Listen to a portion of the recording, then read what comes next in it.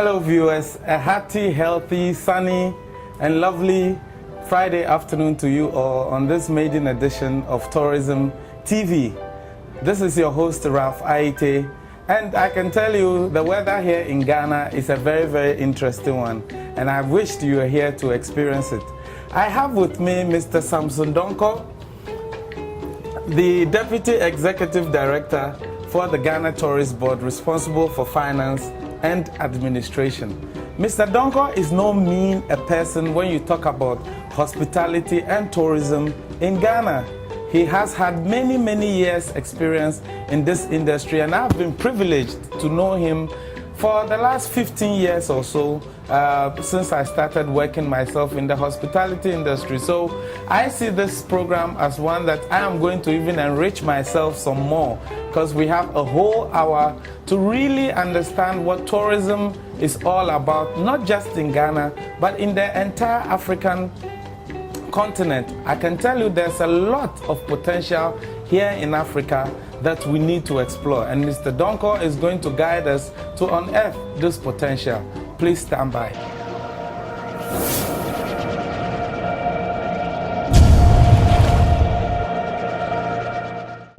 Mr. Donko, you're very much welcome. Thank you. To this program. I really feel like a student today, and I'm interviewing my professor about tourism in Ghana. So let's start off this way. I really want to know, and I want to share with our viewers, what your personal experience has been with regards to the hospitality industry in Ghana. Well, thank you very much. Yes. I've been with this industry for the past 30 years, and I've moved through the regions. I was in the Western, I came to Central, I went to Volta, came back to Central, and then to Eastern region. I've also had the privilege of going around the country to see most of our tourist attractions. And personally, I would say that Ghana is not doing badly when it comes to tourism. Even though we haven't done much in the area of marketing and promotion, the product quality in Ghana is selling itself. That's what I would say. Good, good. And Mr. Donko, what do you see as the very serious potentials that Ghana has? Or better still, let's move beyond Ghana and look at the African continent as a tourism product. I'm saying this against the background that the current World Bank report on tourism in Africa tells us that the next big thing that can really change our economies is tourism. What is your view on this?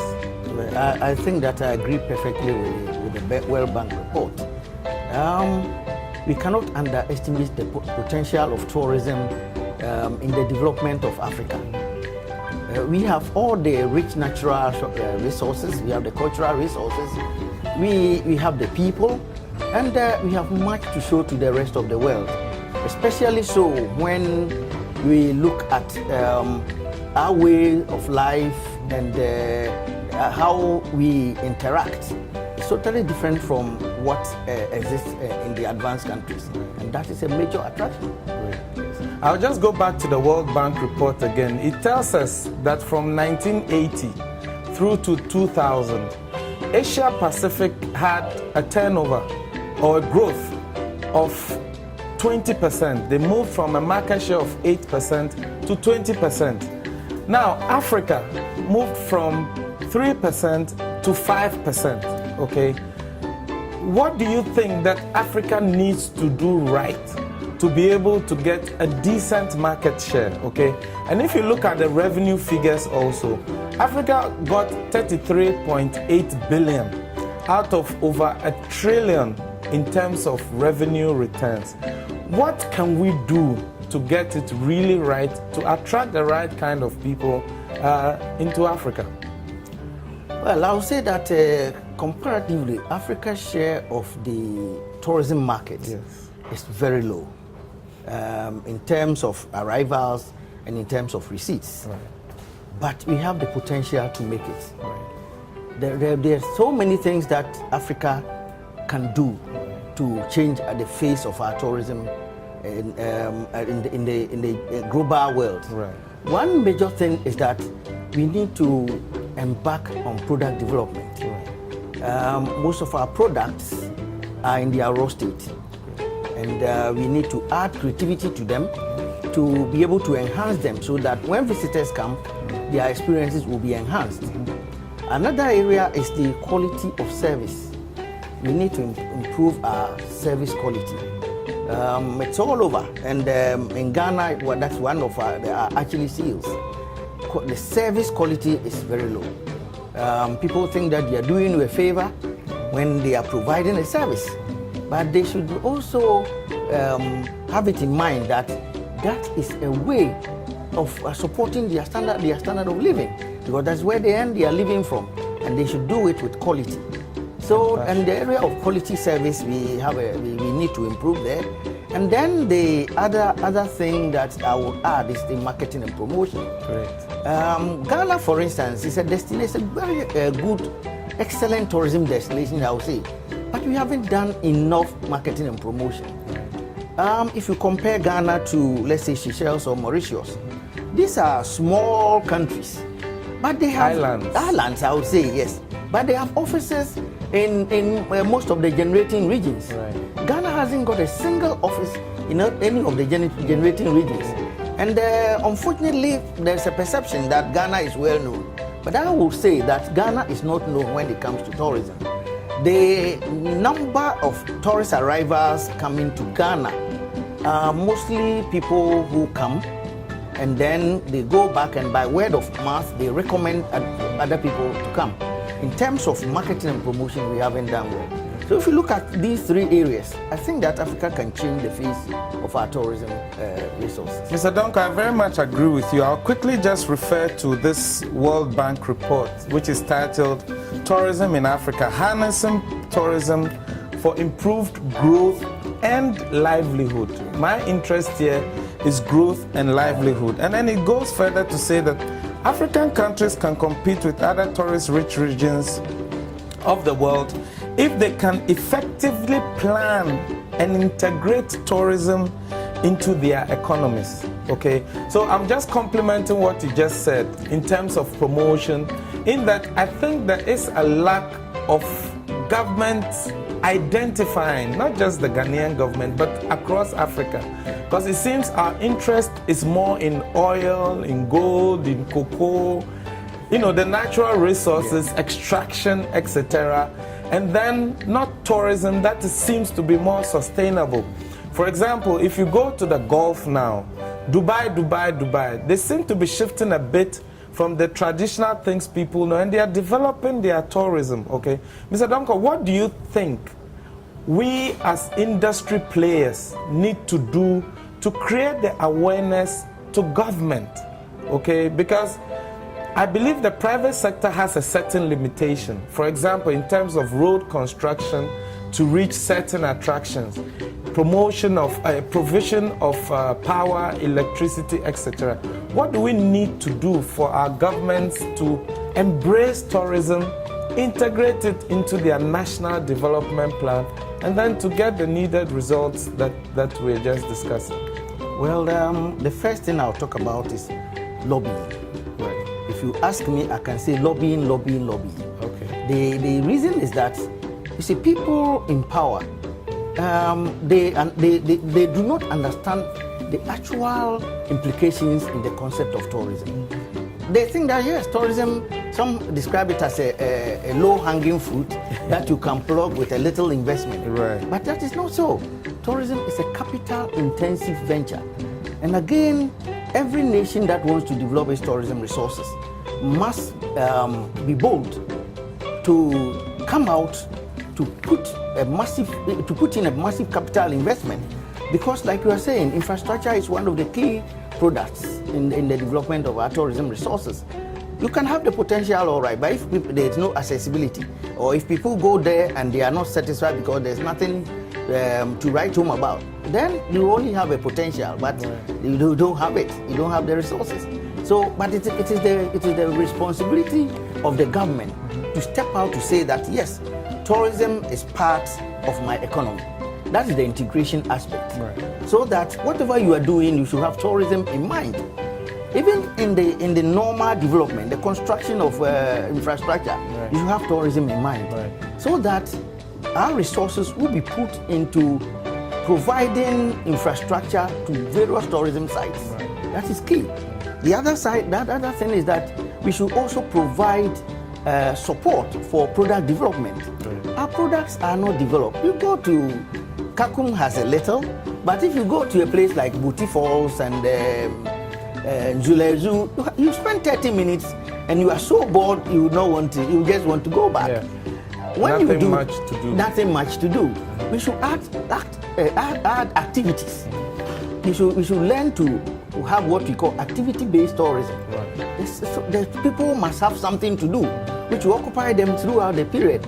And when that is done, then you are delaying them. You are asking them to stay in the environment. And when they stay, they will stay in the hotels. They will spend money within the environment, and they will provide resources for the economy of that environment. If they just come to see in the form of excursion and go away, I always describe it as bringing their litter to come and spread over, so that you, the one who is the host, will have to find money to create the litter. You don't earn anything out of it. Right. But we should learn to let people stay in our environment for a longer period. Right. Because when they do that, they spend money, and the money trickles down the fabric of the society. So I would say that the integration aspect is important. Governments in Africa must recognize that tourism is a sector that can change the entire face of Africa. Because, for example, if you have a visitor attraction in a rural area, what happens? You develop the road, you develop the electricity, the water, and the people there enjoy it, just like the visitors. And when you are able to do that, and you create businesses around the tourist attractions, why would people move from that area to Accra to find jobs? They wouldn't. The rural-urban drift situation will be stemmed completely. Right. So I believe that tourism has a potential to change the face of Africa. Okay. Thank you, Mr. Donko. Now, I saw a picture, a very interesting one, of some Chinese police recruits. And they had these chopsticks across their mouth, okay? And the intention was to force them or to teach them how to smile, okay? And that is something that Africa is very well known for, that we smile naturally, okay? And on the other side, you realize that the Chinese and the Russians are a very, very big and huge market that is waiting to be tapped. Interestingly, during the Sochi Games, there were comments that, yes, now they see the Russians smiling. I'm just wondering, do you think Africa is ready to host the sophisticated Chinese and Russians who are more or less the emerging tourists into Africa? Are we ready for such a constructive influx of that type of tourism? Yeah, I would say yes, we are ready. Okay. You see, the visitors will not like to come and see the normal things they see in their places of residence, in their home country. They would like to see something else. Now, like you were saying, our smile, our hospitality is an attraction. Their societies are so, because of development, they've reached a stage where people look at themselves as individuals. In our case, we look at ourselves as belonging to a community. So whatever we do, we want to extend it to the rest of the community. Right. That is a new attraction for them. So I would say Africa is ready. Okay. We don't need to be as sophisticated as they are, otherwise they will have nothing new to see. But if they come down and they see what we have, which is unique in itself, they will appreciate it. So I think that Africa is ready. Okay. For the expanding our market to China and Russia. Okay. Dear viewers, this is an interesting one, and it's going to get even more interesting. We're going to delve into some numbers, how Africa is even making some progress in terms of tourism numbers, even notwithstanding, the kind of not too much involvement in terms of government support and promotion. We'll be right back.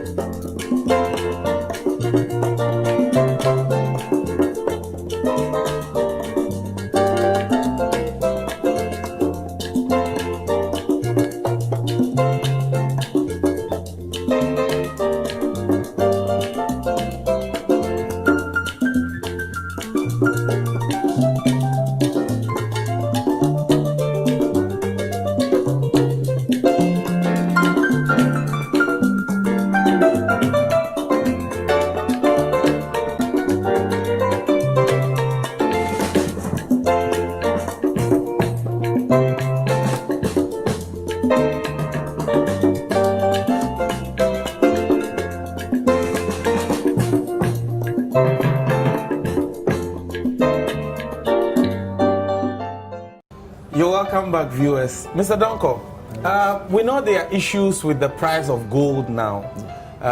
Workers are being laid off. I know hotel staff are not being laid off. There are issues with some countries having some economic downturn, but still, tourism seems to be making some progress. For example, if you look at the numbers, we are being told that between 1990 to date, tourism numbers have increased by over 300%. And last year we generated over 33.8 billion US dollars from tourism in Ghana. Mr. Donko, if I may ask, we've discussed what we can do, we've discussed what we should be doing.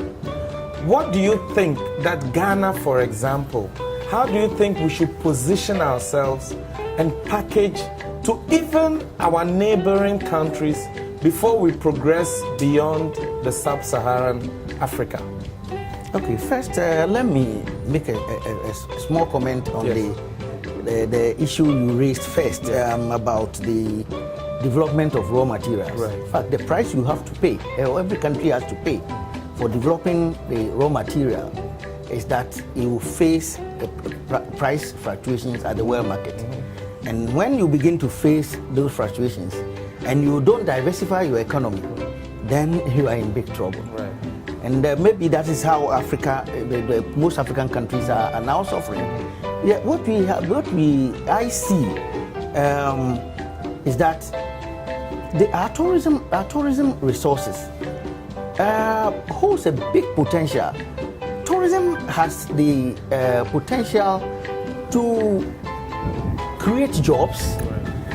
Like we're saying, they are not jobs that you have to take people off in some time because they can always do other things. Right. Tourism can also have the potential of improving our foreign exchange resources. Right. It has the potential for us to even conserve and preserve our natural environment, right, and heritage. Right. So I see tourism as something for Africa, as something that we must fully rely on. If I had a position of, if I can say, if I have a position where I have a lot of influence, I will leave cocoa and other things to let them function for themselves, and look at tourism, because if you look at tourism, what you are doing is creating a market even for cocoa. Right. We are creating a market for gold. We are creating a market for other raw materials, so that you can relax without even looking at world market fluctuations. Because the more the people come here, the more the demand for those products, right, including agriculture, right, including manufacturing, right, and then other sectors of the economy. So if you make tourism the center of your development, right, you are likely to make it. So we must repackage our tourism resources to make it the center of our development in Africa. Yes. Now, if you look on the world tourism map, you realize that countries like Botswana, Tanzania, South Africa, and Kenya readily come to mind, And then you have others like Mali, which comes to mind, but because of the recent insurgency, some tourist attractions have been tampered with and are no longer attractive. Now, if you go down south also, you realize that there are issues with elephant poaching, where the numbers have really dwindled, somewhere in there about 30,000 compared to over 200,000 some 20 years ago. What do African states need to do to protect the attractions that they have? Otherwise, when we lose the attractions, we lose everything. I'll take it from the angle of a little bit of violence and wars in African countries. To be honest to you, tourism does not go with violence or does not go with civil wars, because tourism needs peace, a peaceful environment where people can move freely and where people think they are safe and they are secured. Because in situations where people are not secured, they will not even like to go to the area, let alone go there and spend their money. Right. That is what is affecting some areas in Africa, right, where we have constant violence. The other thing I would say about Africa in terms of tourism resources is that the Africans need, first and foremost, to use our regional associations, ECOWAS, the SADC in South Africa, and all of them. We need to start using them, right, because, for instance, if we can allow a free movement of people, even within the West African sub-region, in the various countries, right, when we go there, what do? We spend money. So that is in itself is a regional tourism development. We can do it regionally, we can do it in terms of the continent, and then we can go out to the world. So tourism, we must look at tourism development in terms of the regional aspect, in terms of the national, and then in terms of the worldwide development. Yes. Mr. Donko, in terms of human resource development, you rightly mentioned that, for example, the Chinese or the Russians will come to Ghana to experience something that is different. We have the proverbial Ghanaian hospitality, for example, and I believe that Africa on its own has a smiling face. How can we transform this perception into a more professional service, in that when somebody asks for a Coke and you bring a Fanta and the guest complains, he or she doesn't get angry? How do we harness our education to be able to embrace this right from scratch? Okay, thank you very much. I've already said that one of our areas, that disadvantaged areas, is the area of human resource development, and then that translates into the quality of service. Right. Now, the proverbial Ghanaian hospitality of smiling and being welcoming is not enough. There must be some skills development, because in the course of providing service, you might have certain peculiar skills. It's not just done out of the blue. You need some skills development. So I would say that, yes, one of the areas we have to look at in terms of our tourism development is human resource development. In Ghana, we have the problem of service quality because we still do not have an international class hotel tourism school. There are institutions that are providing courses in tourism, but that is academic. What we need goes beyond that. We need situations where, or institutions, an institution where somebody can start as a sweeper and then go for the basics. Right. Then from there, the person can develop to the supervisory stage.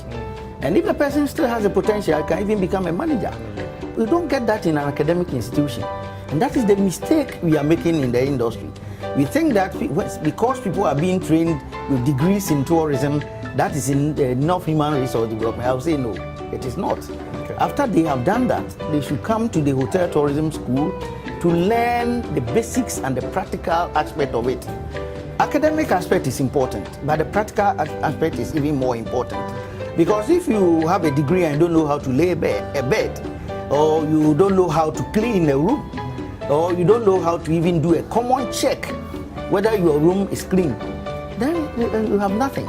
So our hotel school is very important. We need to develop our hotel tourism school, especially in Ghana. I always say that, look at the institutions like the banks, electricity, water, they all have a way of developing people to fit into their peculiar environment. So if tourism hasn't got that, then we haven't done well. Okay.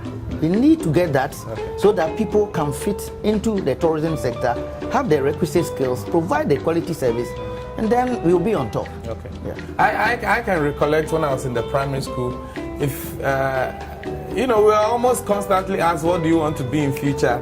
You'd raise your hand and say, I want to be a pilot, a doctor, a nurse, but you never heard anything related to hospitality. I mean, I wanted to be a soldier, until I finished sixth form, and then there was some change and I thought about tourism. Do you think tourism is a lucrative area for somebody to want to venture into in terms of human resource, or better still, career development? Do you think tourism has good career prospects?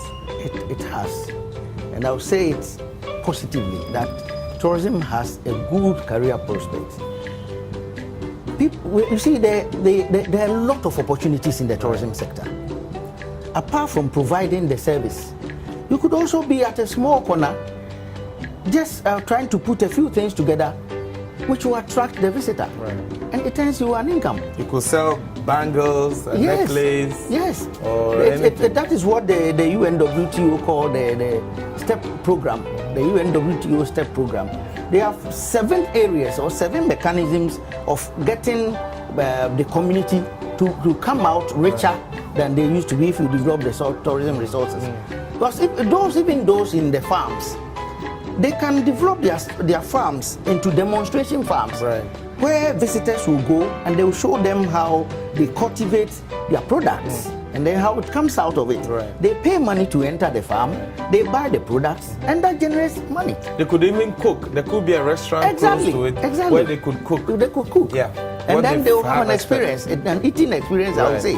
They can also do fishing. If you have a small lake in that area, catch their own fish, or even if it's a fish pond. So there are so many opportunities to make it in the tourism sector.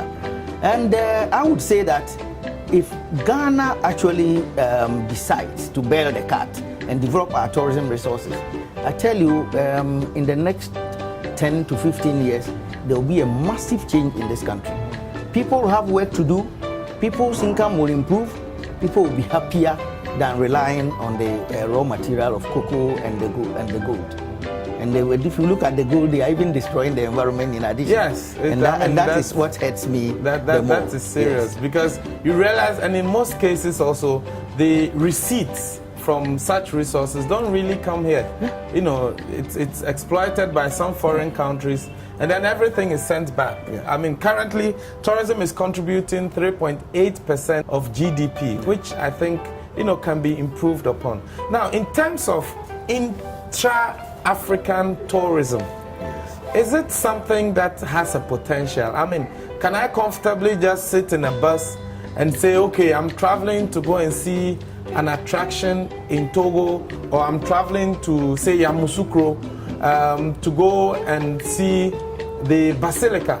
Because you realize that there is some challenge even with traveling within Africa in terms of flights. You know, the flights don't connect properly. Sure. The roads don't really work properly. How do you view the intra-African tourism market? That has also a very big potential. You see, you are talking about infrastructure. That is it. That is the key. If we develop the infrastructure well, we can enjoy the intra-African tourism trade. I'll cite a typical example. Of late, you are in the hotel industry and you might even know better. But the information that we have from our research is that during weekends, most hotels in Accra are fully booked. Right. And the reason is that people travel from Nigeria by air and by land to come to Ghana, right, to have a weekend. Sometimes they come to have their honeymoon. Now, these are the things that we should encourage. We should be able to encourage people from moving from their countries to another country to have the experience. We should be able to move, like you said, to Cote d'Ivoire and other places to have the experience. When we do that, it will bring natural unity among the sub-regions. And when that happens, then we are looking towards a united Africa.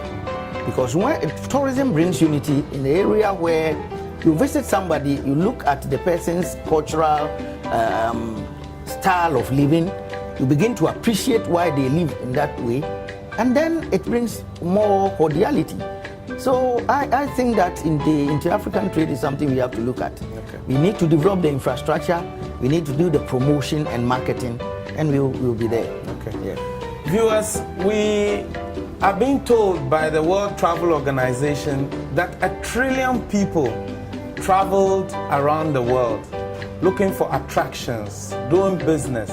In Africa, we're being told that we had 33.8 million people. That is a very, very small percentage of world travel. But I think as Africans, it's very hopeful in that we have a very, very good opportunity to improve upon travel within Africa. Just stand by, we'll continue.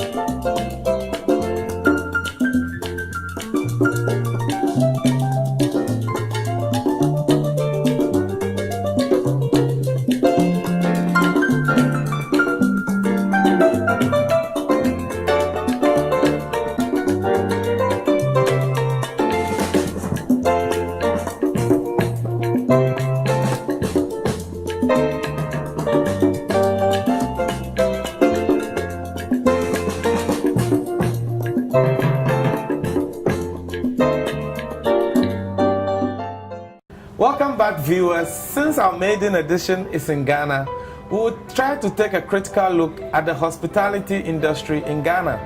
For your information, tourism has contributed 1.7 billion to the economy of Ghana in 2012. We're waiting for the numbers for 2013, but I can tell you for a fact that it's the fourth highest foreign exchange earner after gold, cocoa, and foreign remittances.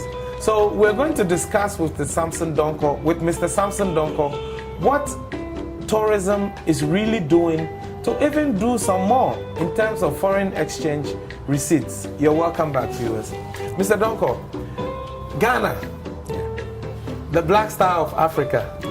I read yesterday that you are planning to do something with regards to Tema, the Meridian city, if I may call it so. What is your plan on that? Yeah, we have a plan to establish a permanent festival around the Greenwich Meridian in Tema. I think the potential of Tema has not been on air as at now. In countries that have the opportunity to have the Greenwich Meridian transcending them in them, they take advantage of it. We haven't done that in Ghana, and Tema looks too bad. We want to institute a festival where people will have the opportunity to say that I have crossed the Greenwich Meridian at Tema. And one of the things that we are looking at is to create a wall of fame, so that when you cross over, then you can have the opportunity to write your name on the wall for a fee. It's a way of generating income. Right. It's a way of creating jobs for the people around. Yeah. Because as a lot of people go there, we will have places for refreshment. Right. We can have people sell their products to the visitors who go there. Okay. And every year we are looking at doing the program this year to commemorate not for this year alone, but for all the previous years, to coincide with the date of birth of the former president of the Republic of Ghana, Dr. Kwame Nkrumah, because one of his key achievements is the Tema Township. So that when we do that, it's a way of honoring the former president. And also making some money. But also making some money, sure, and creating jobs. Right. Yes, and making Tema also come out as a tourism facility.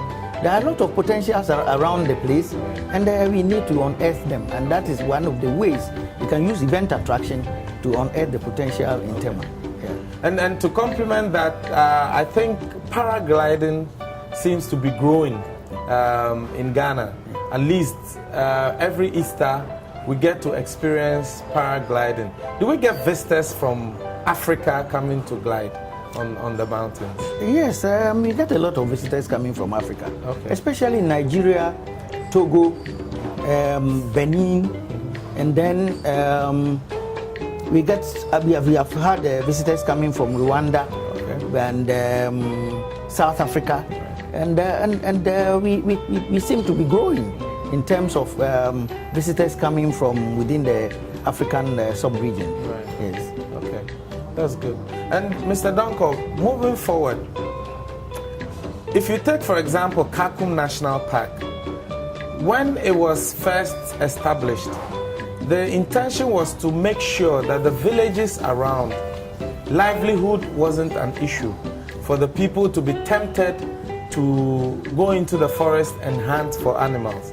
And then also we've heard in the news about some destruction being done to our forest in Morley National Park.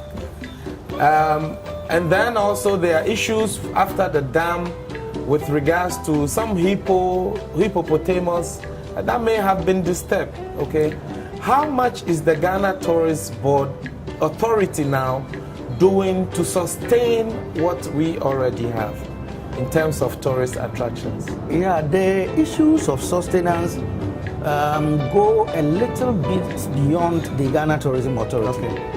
I look at it in terms of the local government, the local assembly, being responsible for the conservation of the environment. Okay.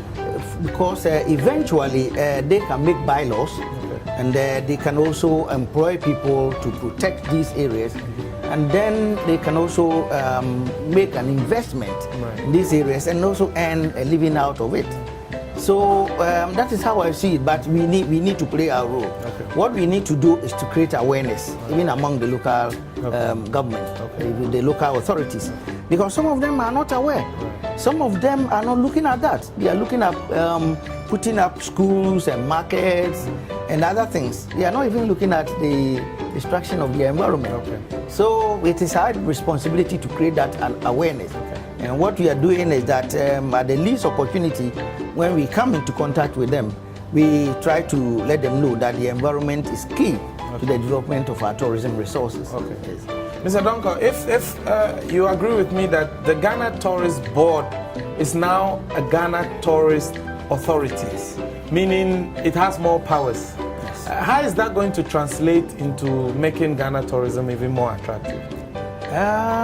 Let me start by saying that I wish to extend appreciation to the government for having this foresight, because we realize that the capacity of the Ghana Tourist Board wasn't enough to develop the tourism sector.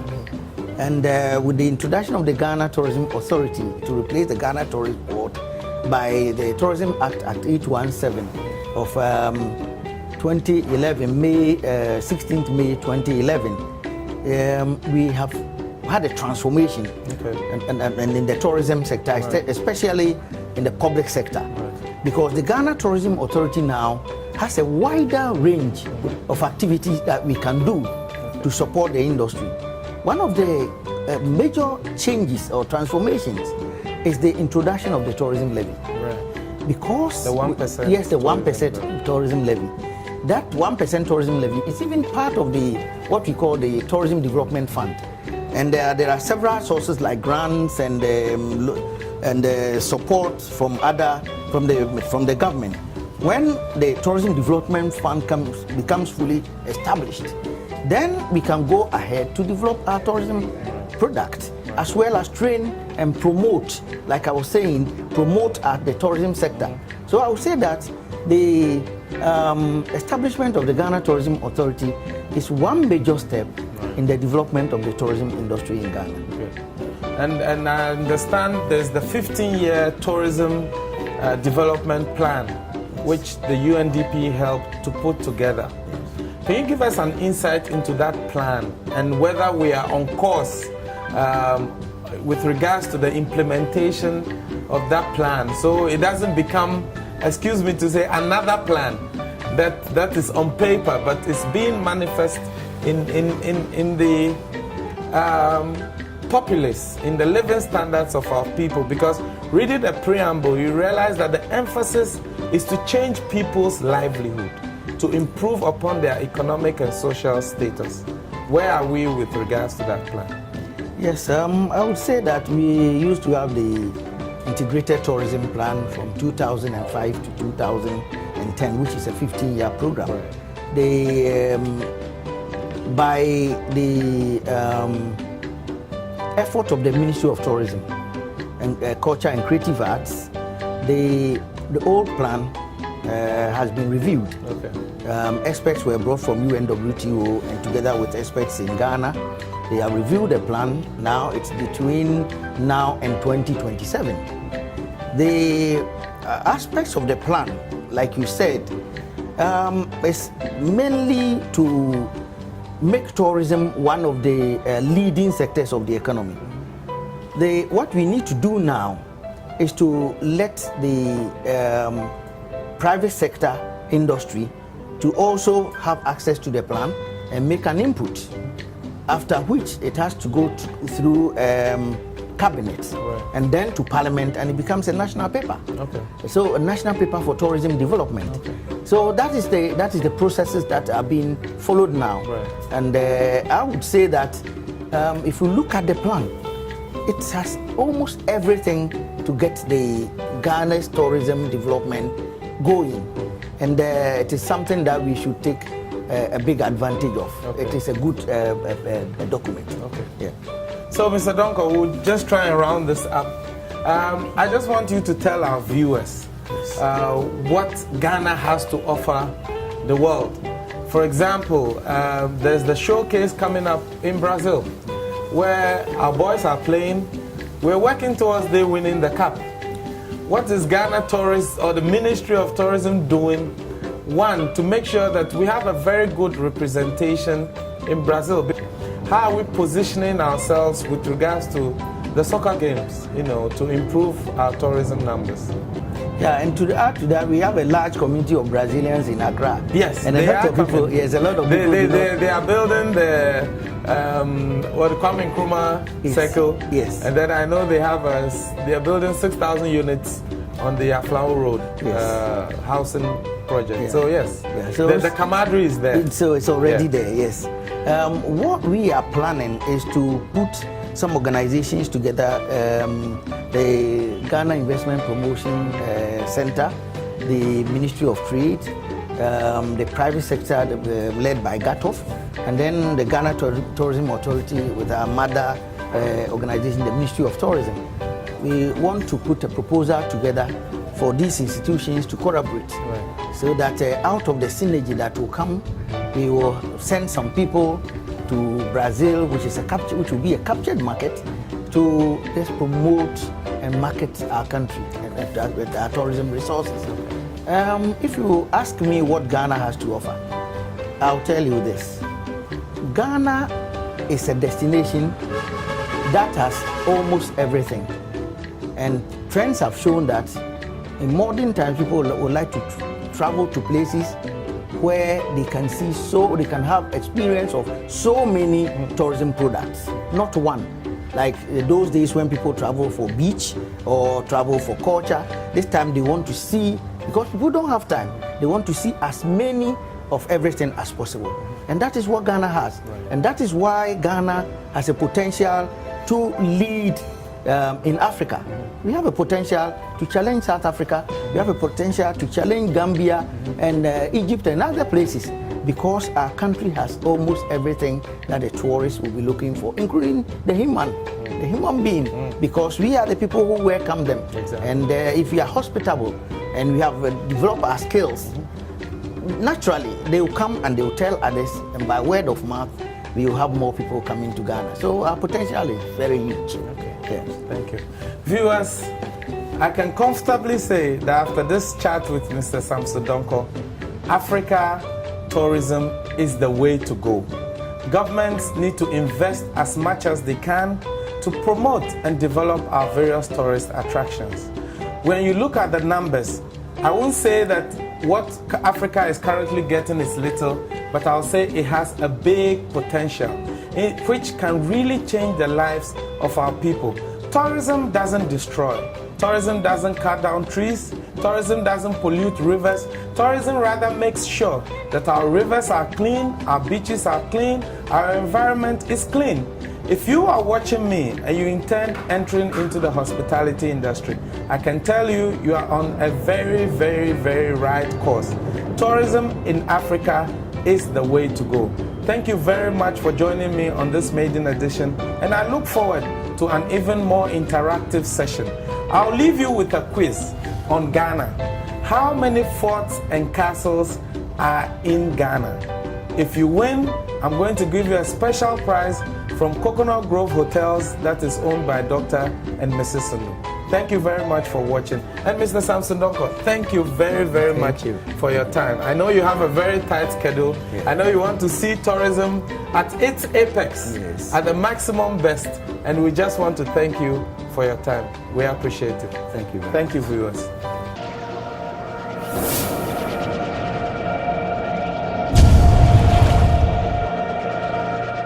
My name is Samson Donko. I'm the Acting Deputy Executive Director responsible for finance and administration in the Ghana Tourism Authority. I would like to recommend to you, viewers, the Tourism TV, because this is a new development that will help promote and market our tourism resources in Ghana and worldwide. Thank you very much. Make Tourism TV your favorite program. Thank you.